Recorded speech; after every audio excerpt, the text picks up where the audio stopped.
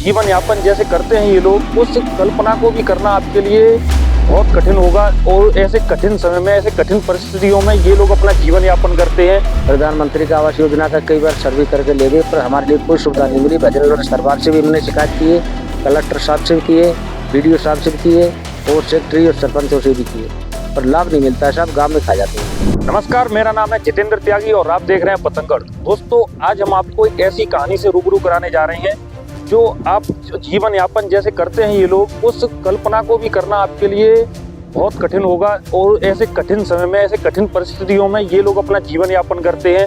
जी हाँ, हम बात कर रहे हैं भाट समाज की, जो जगह जगह जाकर अपने टेंट वगैरह जैसे भी राइस वगैरह लगाते हैं और जाके अपना जो यजमान होते हैं, अपना नाच गान का प्रोग्राम होता है और जो भी मतलब दान दक्षिणा आती है उससे अपना जीवन यापन करते हैं। और ऐसे ही इनका पूरा समय चक्र चलता रहता है, कहीं जाना कहीं रुकना, कहीं जाना कहीं रुकना। तो आइए जानते हैं कि मतलब ये पूरा इनका चक्र कैसे चलता है, अपना जीवन यापन कैसे करते हैं। और जो बच्चे हैं इनके, जो यहाँ साथ में आते हैं, तो इनकी पढ़ाई लिखाई और सरकार की योजनाओं की तरफ से इनको क्या क्या लाभ मिले हैं, सारा कुछ जानेंगे इस ग्राउंड रिपोर्ट में। आगे कितने समय से घूम रहे हैं आप अपने परिवार के साथ? बहुत साल से ऐसे ही घूमते निकल जाते हैं। तो ये पढ़ाई लिखाई कैसे चलती है आपकी? बढ़िया सर। कहाँ चलती है? नहीं, भरत जैसे आप भरतपुर में आपका स्कूल है, सरकारी स्कूल है प्राइवेट? सरकार सरकारी है। तो अब कब से आए आप यहाँ पे भरतपुर छोड़ के? कितना? ये एक 3-4 साल है। 3-4 साल से। तो पढ़ाई फिर कैसे चल रही है? अब कभी कभी घर पहुँचाएगी जब वो कर रही थी। जब तक बीच में बंद रहे। तो जैसा कि हमने आपको फील्ड पर दिखाया, इनके साथ इनका पूरा परिवार आता है। पूरे परिवार के साथ ऐसे ही अपने एक जगह से दूसरी जगह जाते हैं। तो इनके साथ बच्चे जो सारे लोग इन्हीं के पूरे परिवार के आते हैं। जैसे बच्चों की पढ़ाई है, तो जैसे जब ये यहाँ आ गए कहीं घूमेंगे तो इनकी पढ़ाई बीच में छूट जाएगी। और फिर आगे आने के बाद, जैसे भरतपुर जाने के बाद दोबारा से अपने सरकारी विद्यालय में जाते हैं। तो क्या नाम हुआ आपका? मेरा नाम साहब रमेश चंद। तो रमेश चंद जी, इस वक्त आप आगरा जनपद के एक रूरल एरिया में है। तो क्या मतलब कैसे पूरा समझाएंगे क्या रहता है? वाल्मीकि समाज में अपने जगह भाट बोले जाते, नट बोले जाते। जिला भरतपुर है हमारा, तहसील नदवई, गांव करीली है।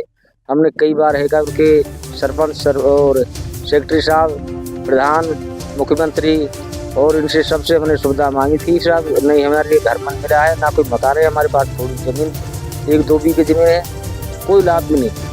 लाभ से तो पहले एक चीज समझाइए, जैसे आप अब यहाँ पे ठहरे हुए हैं, तो कितना समय ठहरेंगे आप यहाँ पे? यहाँ पे महीना 2 महीना रुकेंगे, फिर अंत चले जाएंगे। यहाँ पे 1 महीने 2 महीने रुकेंगे। तो आपके जीवन यापन की जैसे खाना कमाना, रहना, व्यवस्थाएं कैसे बनती हैं आपकी? ये ऐसे ही जीवन हो जाता है साहब हमारा पूर्व के पंक्तों से। तो जैसे मेन व्यवसाय, आय का मतलब पैसे कमाने का साधन क्या है आपका? हमारा पैसे कमाने का क्या, अपनी जजमानी है जो अपने 100-200 रुपये दे देते, 500 से 400 रुपये दे देते, अपने कपड़ा लत्ता देते हैं, अपना जीवन व्यतीत हो जाता है हमारे पुरखों के से। तो जैसे अपना चलता रहता है, तो इसके बाद फिर कहाँ जाएंगे आप? इसके बाद में यहाँ से है का दालतनगर पहुँचेंगे। फिर वहाँ भी ऐसे ही आपका रहना रहेगा अपना ऐसे टेंट वगैरह। तो यहाँ पर जैसे पानी वानी की व्यवस्था कैसे रहती है? सही है, अपने गुरु ठाकुर से ले आते पानी वगैरह वहाँ से ले जाते हैं। तो जैसे आप मुख्य निवासी कहाँ के? जैसे मुख्य निवास कहाँ है आपका? मुख्य निवास साहब हमारा जिला भरतपुर, तहसील नदवई, गाँव अपना करीली, जाति नट जाति से आप। तो मतलब क्या मतलब आपको जैसे पूरे देश भर में योजनाएं चलाई जा रही हैं, जैसे आप जैसे जगह जगह घूमते हैं, तो ऐसे लोगों के लिए एक प्रधानमंत्री आवास योजना का एक वो है कि आपको पक्का घर मिले, तो मिला आपको? नहीं मिला साहब।